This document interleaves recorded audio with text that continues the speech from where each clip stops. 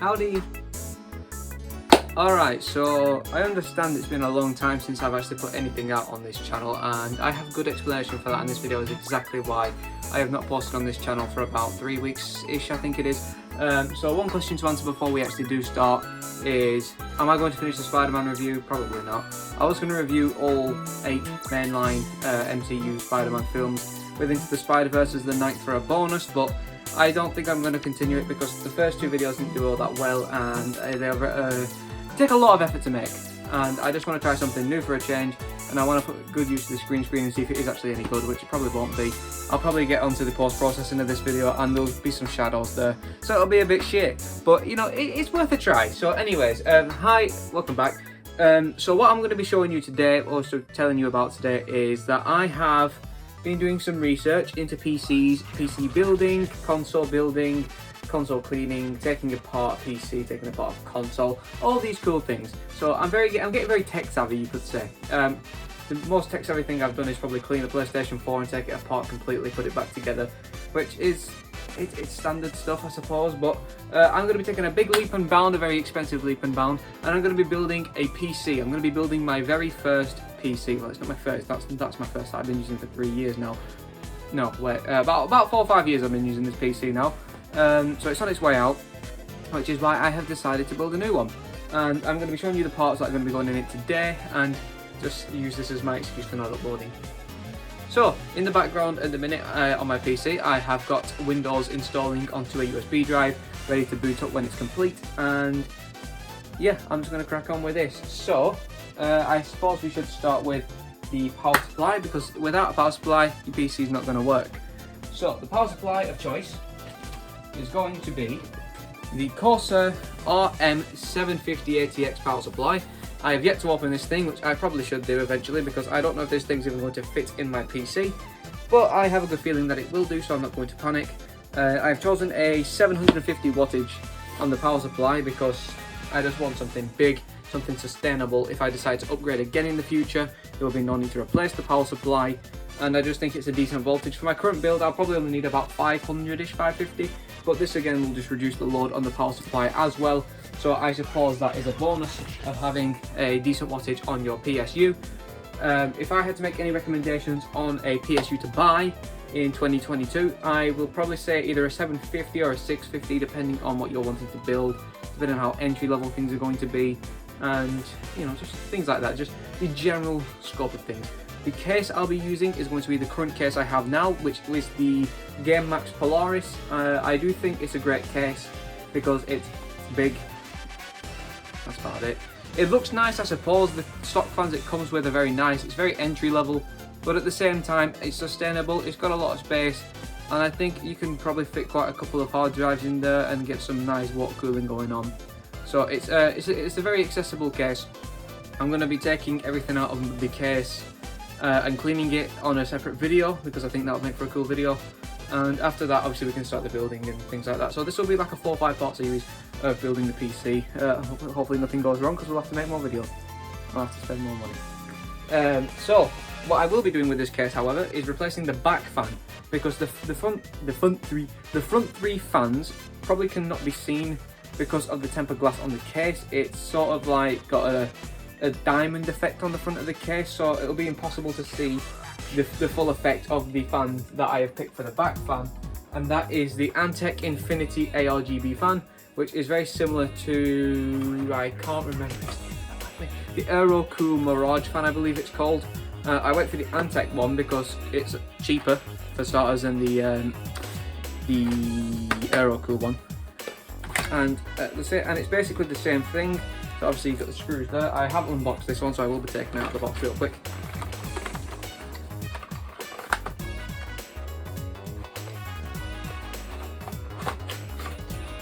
There we go. As you'd expect, plain white fan for the ARGB. Nice little spin on it, and then this thing in the middle will be the Mirage mirror, which you will just peel off when you put it in, and then you'll see all the ARGB, or should I say the RGB spinning around the middle. So that should be a fun installation. What will not be fun is cleaning the case, because I can just look at it from here. Bear in mind, I am blind, I need to wear glasses, but I can see from here how dusty this case is and that it is overdue another clean. So that's not fun.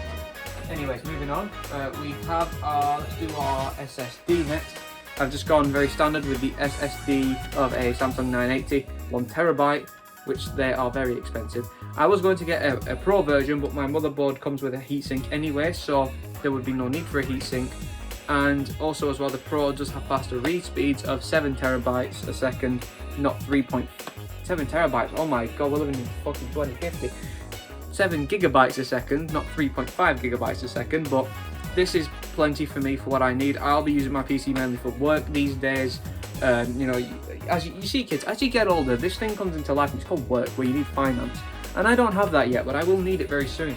So this is another reason why I'm building this PC. I want to make a nice workspace PC, one that actually functions, one that doesn't take 20 years to boot, and also one that can read games fast if I do choose to put some games on here. But speaking of storage, I have also got myself another hard drive, and I went for a 2TB Seagate Barracuda because it's just your standard hard drive. They're very reliable apparently, and it'll just be an easy installation at the end of the day. So I thought, why not? We'll go for a 2TB hard drive. It was quite cheap, 40 Great British pounds for a 2TB hard drive, standard anyway. That is quite cheap, I think. And the read speed on this thing, what is the read speed on this thing? I cannot find it anywhere on the packaging. That's a shame. I will link everything that I have bought in the description if you would like something similar to this or the exact same thing, so you can sort of get your head around what I bought here and see what's going on. But what else can we talk about that has numbers attached to letters? It is the RAM, and we have gone for, of course, Corsair Vengeance Pro RGB. This is 2 times 16 gigabyte sticks, so 32 gigabytes of 3200 megahertz. This is the first part that actually came from my order. Actually, no, that's a lie. It was the power supply with the SSD. This was the first part I ordered that came, and when it came, I was very excited because first PC part, you build a PC, and I just think this RAM is overall very nice, and it's going to add some much needed spruce to the current build, which I'll include some shots of in just a moment, or you'll probably already seen mine now, I don't know. Moving on, we have 2 more parts left that are on me. Sadly, the CPU has not arrived yet, but it should be coming later today because Amazon hate me and they're probably sick of me having to order things to the house. So they've probably not wanted to deliver it early. They're going to give it to me at 10 PM apparently, which is a shame. But yeah, so the CPU in question is a Intel 12th generation, and it will be an i5 12600K. I was going to go for an i7 12700K, but when you put them in user benchmark, the speed differences between them both and performance differences are honestly not that major, so I did not see the point in spending the extra, I think it's 40 or 50 pounds on the i7 12th generation, because like I said, they're not that different, and my GPU is very, very outdated as is, and I do not have 1.5k extra to spend on an RTX 3090 or a 2080 Ti. So on the topic of a GPU, I'll be continuing to use my GTX 1063GB, which I understand is very outdated, and I'm just looking at it now, it looks like a piece of shit as well. But I can't do anything about that. GPU market is still very inflated, it's still very atrocious for buying things, so I'm just going to have to keep rolling with the punches and carry on with my current GPU, which is not ideal, I understand, because that is going to hit my performance a lot and it's going to hinder what I can actually do with this computer. But you've just got to let do. When I eventually get a couple of more, a couple extra moolah in, then I might be able to invest into a new card, but until then, unfortunately, we are sticking with the 1060. So in regards to the CPU as well, before we show off the motherboard what's all going on, I'll show you the CPU cooler, and that would be the Arctic i35 ARGB fan. I opted for air cooling because I am personally not a big fan of water cooling. I do think all-in-one systems look fantastic, and I do think they are very, very nice in terms of their appearance, but good old air cooling is good enough for me, and I do think that there is plenty of value to be had with something such as this. For £40, similar, so the same price as a 2TB hard drive, I'm going to get fantastic cooling, 6 years warranty, RGB addressable, my apologies. It comes with thermal paste as you'd expect, and it also does not have any RAM coverage. This CPU cooler is quite small and it sticks out more to the back than it does the front, so your RAM will be on display at all times, and I thought that was pretty cool, and it's another reason why I actually bought this thing. And if you saw the packaging, it says obviously actually no, there's no point in me saying that. I've already said I've got a software processor, you fucking clown. Anyways, so last but not least, that I can actually physically hold because I'm not taking out my GPU because I need that, is my motherboard, which we have of course gone for the Gigabyte Z690 Ultra Durable DDR4 motherboard. This is the non-Wi-Fi edition because I do not like using Wi-Fi on a PC, I prefer LAN.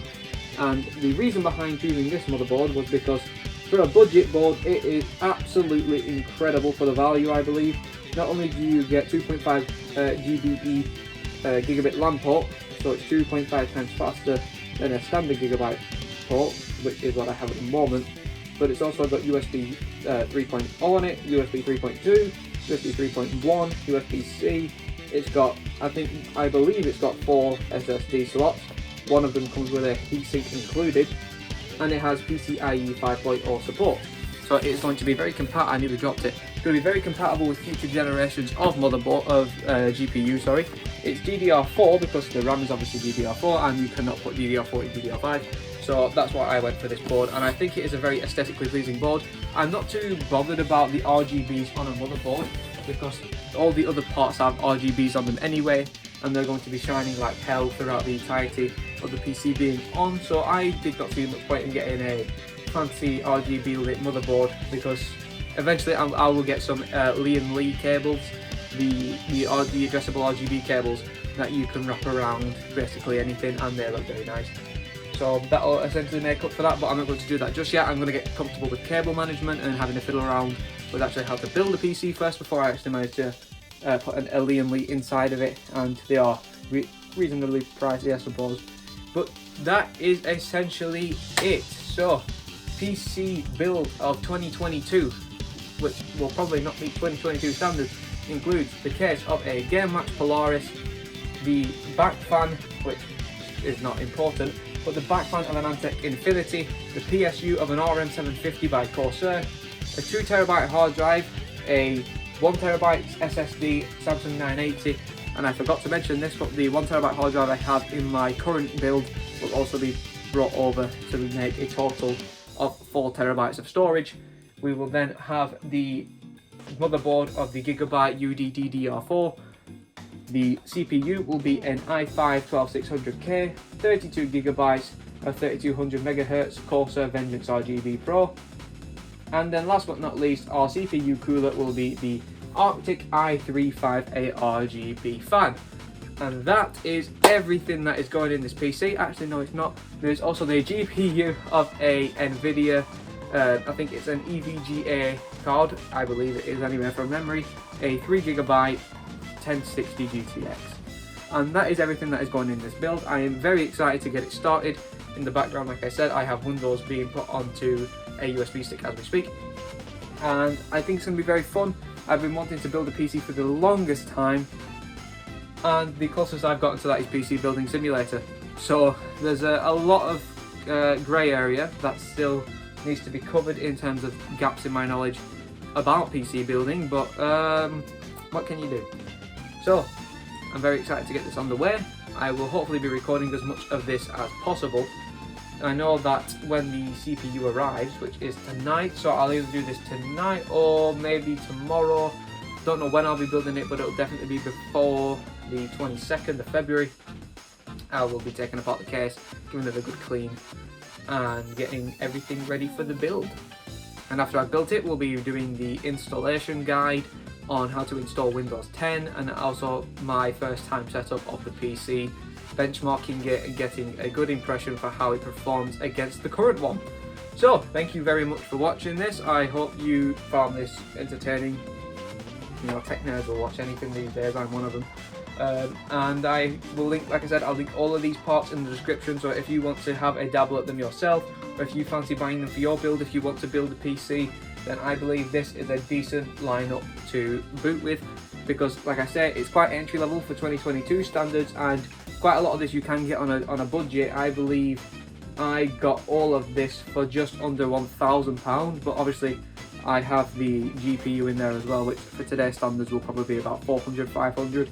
So the only thing that's going to be affecting a budget in 2022 is a GPU. So bear that in mind, please, if you are building a PC these days, which is why I have not bought a new GPU. But yeah, thank you all very much. I'll leave all this in the description if you're interested, and I will see you in the next one, hopefully, where we take apart my current build, we assess the current build, and we give it a good clean. So thank you all once again, and I'll see you all in the next one. Take care, and I'm going to rip the screen down now because it looks terrible.